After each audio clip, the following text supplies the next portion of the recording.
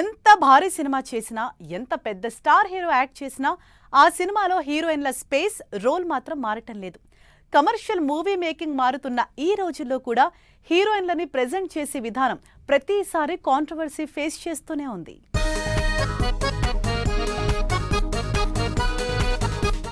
జాన్వి ఎంత గ్లామరస్ హీరోయినో, మంచి పర్ఫార్మర్ కూడా.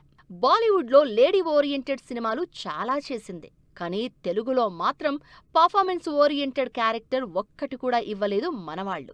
కనీసం హీరోయిన్కి అరగంట కూడా స్పేస్ ఇవ్వడం లేదంటే అసలు హీరోయిన్ల క్యారెక్టర్లని ఎలా డిజైన్ చేస్తున్నారో అర్థం చేసుకోవచ్చు. జాన్వీకి దేవరలో కూడా అలా వచ్చి ఇలా వెళ్లిపోయే క్యారెక్టరే ఇచ్చారు. తంగం రోల్లో జాన్వీ గ్లామర్ గర్ల్గా తప్ప ఎవ్వరికీ గుర్తుండే పర్ఫార్మెన్స్ ఇవ్వలేకపోయింది. దేవర సినిమాకి డైరెక్టర్ కొరటాల.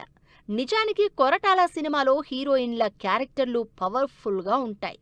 దేవర ముందు వరకు మిర్చి, శ్రీమంతుడు ఇలా దాదాపు చాలా సినిమాల్లో పవర్ఫుల్ రోల్సే. కానీ దేవరలో మాత్రం హీరోయిన్ అసలు ఎందుకు ఉందో అర్థమే కాలేదు జనానికి. హీరోని ఎలివేట్ చేయడానికి హీరోయిన్లని తొక్కేస్తున్నారు అంటూ ఈ మధ్య చర్చ కూడా జరుగుతోంది.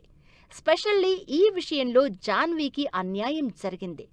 దేవరలో సరైన స్క్రీన్ స్పేస్ దక్కలేదని పెద్ది మీద ఆశ పెట్టుకుంటే అక్కడ కూడా హ్యాండ్ ఇచ్చారు డైరెక్టర్లు.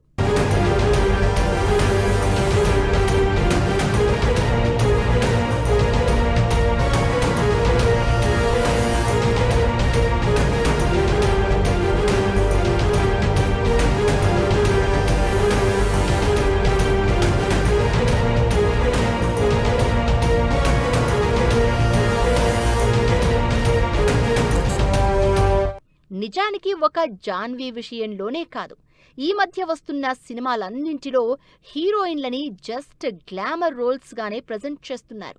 అందులో అయినా స్క్రీన్ స్పేస్ ఉంటుందా అంటే అదీ లేదు. స్టార్ హీరోల సినిమాల విషయంలో హీరోయిన్లకి ఇంకా ఎక్కువ డ్యామేజ్ జరుగుతోంది. స్టార్ హీరోలతో నటిస్తే ఎక్కువ మైలేజ్ వస్తుందనుకుంటున్నారు, కానీ అసలు నటించడానికి స్పేస్ దొరకడం లేదు అంటున్నారు జనాలు. ప్రభాస్, మారుతి కాంబినేషన్లో వచ్చిన రాజాసాబ్లో ఒకరు కాదు, ఏకంగా 3 హీరోయిన్లు ఉన్నారు. ఆ 3 అసలెందుకున్నారో కూడా సరిగా రిజిస్టర్ కాలేదు జనానికి.